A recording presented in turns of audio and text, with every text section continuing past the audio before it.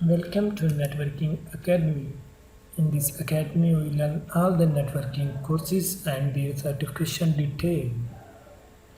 We learn CCNA routing and switching, CCNA security, CCNP security, and CCIE security, and MCS 2016. If you don't subscribe our channel, you should subscribe our channel because in future we upload latest video about networking. VTP के 3 mode होते हैं। First है VTP server, second VTP client और third VTP transfer. आइए जानते हैं कि ये मोड और इनका काम क्या है। बाय डिफ़ॉल्ट तमाम स्विचेस के ऊपर जो मोड होता है वो होता है VTP server mode. Default mode of all the switches supporting VTP. You can create, modify and delete VLAN को, यानी कि इस मोड के ऊपर आप VLAN को बना भी सकते हैं, उसे मॉडिफाई चेंजिंग भी उसमें कर सकते हैं और उसे डिलीट भी कर सकते हैं। VTP सर्वर जो होता है वो आपकी VLAN की कॉन्फ़िगरेशन को अपने साथ अटैच स्विचेस के ऊपर एडवर्टाइजमेंट करवाता है सेम डोमेन के साथ।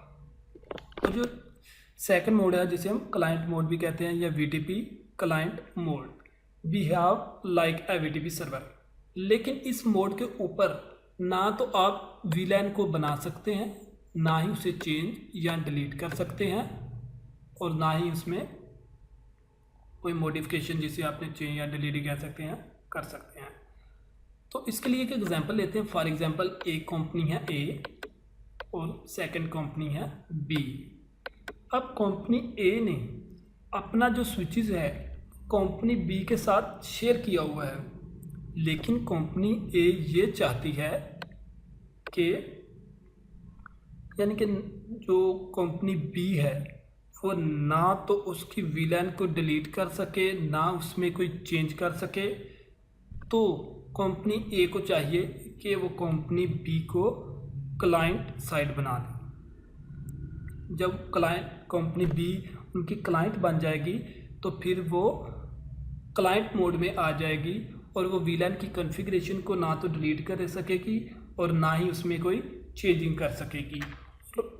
और स्विच का जो थर्ड मोड है जिसे हम VTP ट्रांसमिट कहते हैं, एक एग्जांपल 3 स्विच हैं, ये सर्वर, ये है ट्रांसपेरेंट और ये है क्लाइंट, और ये आपस में क्रॉस केबल के थ्रू अटैच हैं।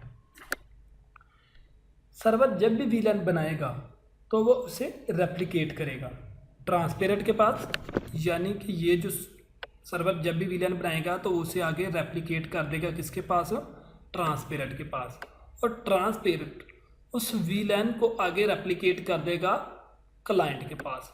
अच्छा, ये जो ट्रांसपेरेंट मोड है ये कभी भी VLAN की कॉन्फ़िगरेशन को अपने पास सेव नहीं करेगा। तो यानी जब भी आपने VLAN बनानी है तो सबसे पहले आपको ट्रंक बनानी पड़ेगी। इस वीडियो में इतना ही। ये थे VTP के मोड, और नेक्स्ट वीडियो में हम ये देखेंगे कि हम VTP के मोड की कॉन्फ़िगरेशन कैसे कर सकते हैं। Thank you.